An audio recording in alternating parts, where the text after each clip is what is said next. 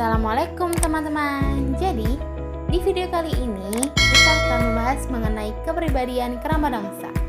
So, mari kita simak video berikut ini. Enjoy for this video, guys. Jadi di sini kita akan menjelaskan profilnya dulu. Jadi Ki Ageng ini putra ke-55 dari Sri Sultan Hamengkubuwono ke-7 dengan bendera Raden Ayu Retno Mandojo Putri dari Pati Danurejo ke-6. Pada usia 18 tahun memiliki gelar Bendoro Pangeran Haryo atau BPH Surya Mentaram. Pada awalnya beliau bergelar Pangeran Surya Mataram namun tidak mengambil gelar tersebut. Lalu Ki Ageng ini lahir pada Jumat Kliwon tanggal 20 Mei 1892 dan tutup usia pada tanggal 18 Maret 1962 pada usia ke-69 tahun. Lalu suatu ketika dalam sebuah perjalanan ke Surakarta menggunakan kereta api, Ki Ageng melihat petani yang sedang bercocok tanam di sawah. Hal ini menyentuh hati beliau bahwa begitu beratnya hidup seorang petani. Kemudian Ki Ageng memutuskan pergi dari istana untuk mengembara. Suatu ketika utusan keraton meminta Ki Ageng untuk kembali ke istana, namun hidup Ki Ageng BPH Surya Mentaram menjadi gelisah dan rasa tidak puas di dalam istana. Akhirnya beliau memutuskan untuk meninggalkan kedudukan kebangsawanannya dan memilih untuk hidup sebagai rakyat biasa. Dan ketika ayahnya Sri Sultan Hamengkubuwono ke-7 telah digantikan oleh Sultan Hamengkubuwono ke-8, dia baru diperbolehkan untuk meninggalkan istana dan pergi ke daerah Bringin, Salatiga, Jawa Tengah, dan memilih bekerja menjadi petani. Di tempat itu beliau menjadi guru aliran kebatinan yang disebut Kawruh Bejo yang berarti ilmu bahagia. Lalu di sini garis besarnya nanti kami akan menjelaskan tentang kepribadian Krama Dangsang. Yang pertama, aliran kebatinan Kawruh Bejo. Yang kedua, tinjauan tentang manusia. Yang ketiga, hidup dan rasa hidup. Yang keempat, ukuran hidup. Yang kelima, hidup kejiwaan manusia kepribadian. Yang keenam, anti pribadi manusia-manusia baru.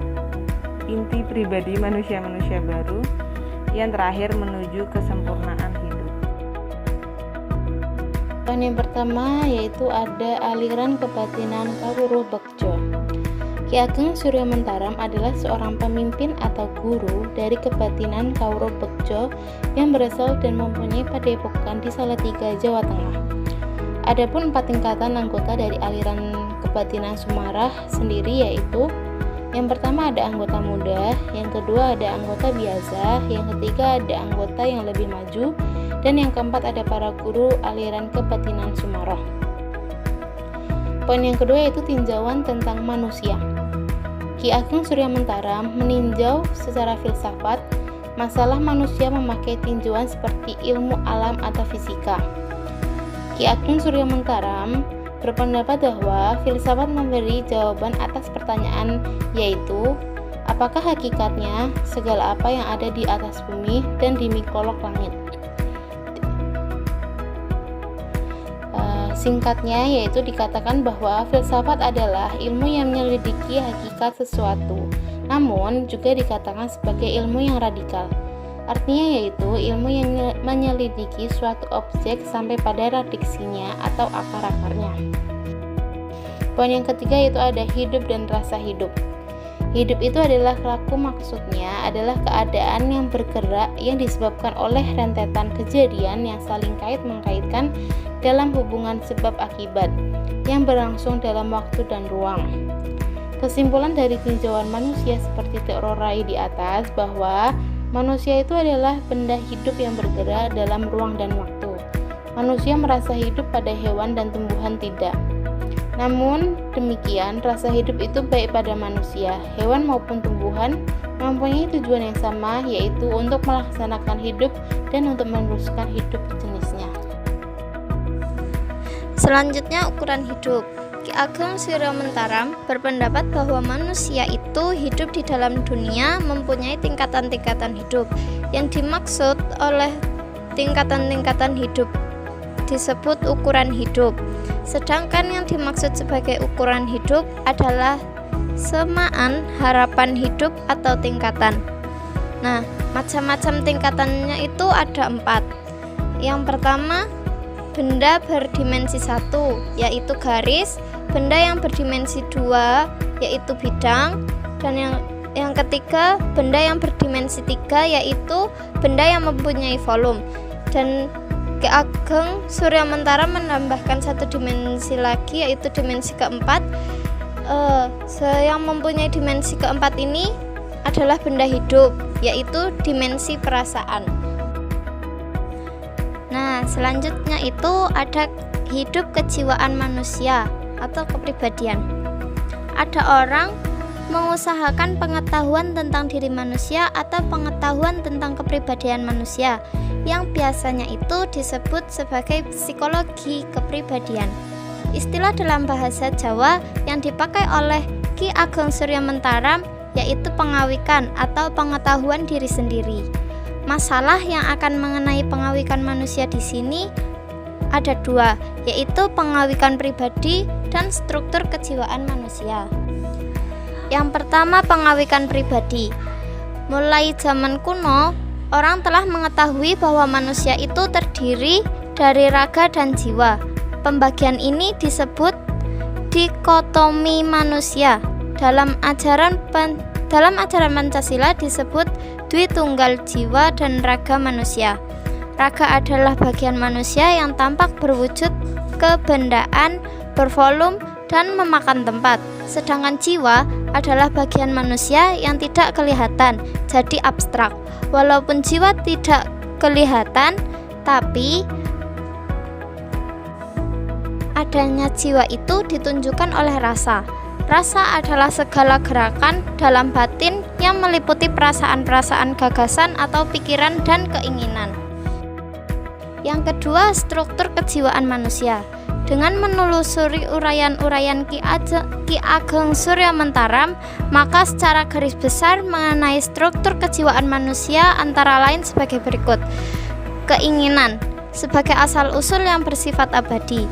Dari keinginan ini lalu tumbuhlah rasa hidup. Rasa hidup yang menjadi pendorong semua tindakan manusia. Rasa hidup ini mendiferensiasi fungsional koordinatif dalam kemampuan-kemampuan rasa, cipta, dan karsa untuk melaksanakan tugas hidup dan merupakan jenis manusia. Dalam hidup di dunia ini, manusia dengan rasa aku krama dangsa melakukan pengembangan akal budi dalam bidang-bidang rasa senang dan rasa susah, rasa sama, rasa damai, rasa tabah, rasa iri dan sombong, rasa sesal dan khawatir, serta rasa bebas. Oke, poin yang selanjutnya ada inti pribadi manusia baru. Rasa keakuan krama dangsa bukanlah inti pribadi manusia, melainkan hanya identitas tempelan, identitas yang menumpang saja. Sebagai hasil pengalaman manusia pada masa yang lalu, krama dangsa adalah manusia dengan ciri-ciri yaitu yang misalnya seperti perempuan, laki-laki, tua, muda, kaya, miskin, gila, kikir, pandai, bodoh, dan sebagainya. Keinginan bukan inti pribadi manusia. Di samping krama dangsa dan keinginan, di dalam diri manusia terdapat manusia baru atau manusia tanpa diri, yaitu inti pribadi manusia. Manusia baru ini mengatasi krama dangsa. Di dalam manusia baru terdapat kesadaran yang mengawasi gerak rasa keakuan krama dangsa dengan segala rasa tanggapan, gagasan, serta keinginannya. Lalu kesadaran tersebut dinamakan si pengawas. Poin yang terakhir ada menuju kesempurnaan hidup. Di dalam filsafat etika ada pembahasan mengenai tujuan hidup, akhir hidup manusia, ialah mencapai kebahagiaan yang sempurna. Sering juga kita dengar perbincangan mengenai gagasan mencari kesempurnaan hidup atau yang disebut juga hidup yang sempurna. Menurut pendapat Ki Ageng Surya Mentaram, konsep kesempurnaan hidup adalah hidup yang tidak mungkin mengalami kesulitan. Semua berjalan tanpa kesukaran dan tanpa hambatan. Kalaupun ada rintangan hidup, semuanya dapat ditanggulangi. Sebaliknya, hidup tidak sempurna, yaitu jika hidupnya yang mengalami kesulitan atau konflik batin.